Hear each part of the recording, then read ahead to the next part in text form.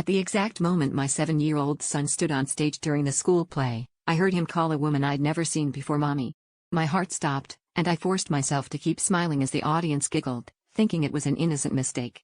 But she turned, smiled back at him, and my husband, sitting beside me, gripping my hand a little too tightly, went pale. I felt the squeeze of his palm, almost as if he was trying to keep me tethered to the seat, to the life I thought we shared. After the show, my son ran straight to her, arms outstretched, and my husband didn't even try to stop him. She knelt, hugged him tight, and whispered something in his ear. I watched my husband hover behind them, his face twisted between panic and guilt, while parents around us made small talk and collected bouquets.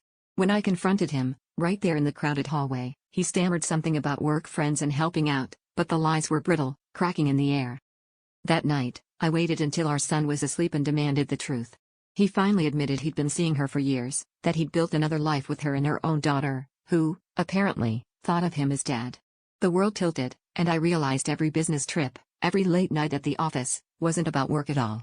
I screamed, smashed a photo frame, and he just sat in silence, hands shaking, unable to even look at me.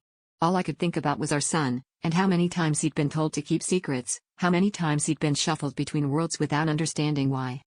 The next morning, I packed a bag and told him I was leaving. But when my son woke up, he begged me not to go. He said he was scared to choose, that he loved both his mommies. In that moment, the anger dissolved into something heavy and cold. I realized the real betrayal wasn't just my husband's, but my own blindness. I never saw the cracks, I never asked the right questions. As I held my son and promised him things would be okay, I wondered if forgiveness was possible, not for my husband, but for myself.